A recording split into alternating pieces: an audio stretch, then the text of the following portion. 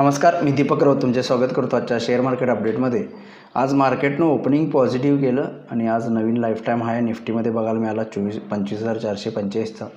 Previous हाय कालचा होता 25,430चा. आज 25,445 एक 15 पॉईंट हायर नवीन हाय मारला आणि त्यानंतर मार्केट मात्र साईडवेज राहिलं. Almost Nifty most of the time जे आहे ते 25,380 ते 400 या रेंजमध्येच 20-30 पॉईंट खालीवर होत राहिली. बँक निफ्टीसुद्धा एव्हाना 52,000च्या वर ओपनिंगला मेंटेन राहिली. त्यानंतर 52,000 आणि 52,200 या रेंजमध्ये जवळपास 150-200 पॉईंटच्या रेंजमध्येच बँक निफ्टीसुद्धा कारोबार करत राहिली. ओव्हरऑल एक स्टॅग्नंट आणि flat trading session but positive बायसनं आपल्याला बघायला मिळालं.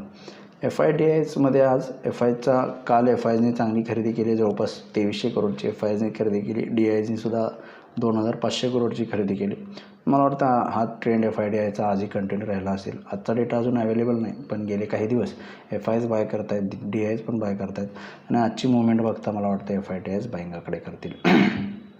टेक्निकल लेवल उद्यासाठी ट्रेड करायचं झालं तर लेवल्समध्ये कोणतेही चेंज नाहीत. जे आपण शुक्रवारी ट्रेडिंग डिस्कस केलेले लेवल्स त्याच आहेत. 25,300च्या वरती जोपर्यंत निफ्टी आहे तोपर्यंत 25,450 आणि 500 एक आता रेजिस्टन्स झोन झालेला आहे.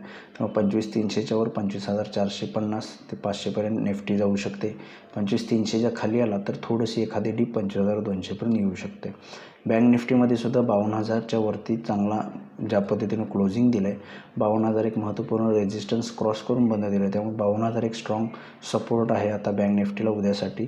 जोपर्यंत बँक निफ्टी 52,000च्या वरती आहे तोपर्यंत फर्स्ट रेजिस्टन्स 52,300 तिथंपर्यंत जाऊ शकतं आणि सेकंड 52,500पर्यंत बँक निफ्टी जाऊ शकते. बँक निफ्टी 52,000च्या वर 52,300 आणि 52,500पर्यंत जाऊ शकतं.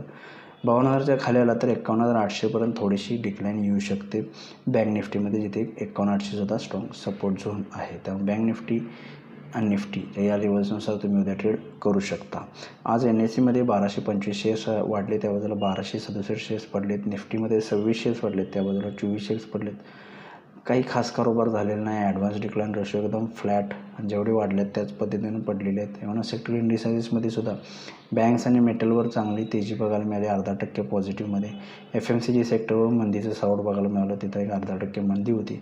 बाकी साईडवेज राहिले सगळे सेक्टर्स. म्हणजे ओव्हरऑल मार्केटमध्ये कारोबार बघितला सगळ्या स्टॉक्समध्ये तर एक मिलाजुला राहिला आहे, मिक्स राहिला आहे. वाढणारे पडणारे शेअर्समध्ये बऱ्यापैकी सेमच मोमेंटम राहिलेला आहे. ग्लोबल क्यूजमध्ये सुद्धा युरोपियन मार्केट फ्लॅट आहेत, 10-20 पॉईंट प्लस मायनस आहेत, मिक्स आहेत सगळे. 5-10 पॉईंट प्लस मायनसमध्ये युरोपियन मार्केट्स आहेत. डाऊ फ्युचरसुद्धा 110 पॉईंट पॉझिटिव्ह आहे. नॅस्डॅक 70 पॉईंट मायनस आहे. त्यामुळे तिथंही थोडंसं काही खास संकेत नाही आहेत. तेव्हा मला वाटतं ग्लोबल क्यूज जर फ्लॅट राहिले तर उद्या आपण परत पुन्हा एक फ्लॅट स्टार्ट देऊ शकतो. आणि ज्या मगाशी एव्हाना शुक्रवारच्या लेवल्स आणि मगाशी आपण ज्या व्हिडिओमध्ये लेवल्स डिस्कस केल्या निफ्टी बँक निफ्टीच्या, त्यामध्ये रेंजमध्ये ट्रेड होऊ शकतं आणि त्यानुसार तुम्ही ट्रेड करू शकता. बघूया तर मार्केट सुद्धा कशा पद्धतीने बिहेव होते. माझा व्हिडिओ ऐकला त्याबद्दल धन्यवाद. माझा व्हिडिओ जास्तीत लाईक करा, शेअर करा, माझ्या चॅनल सबस्क्राईब करून डेली अपडेटसाठी बेल आयकॉनला क्लिक करा. धन्यवाद.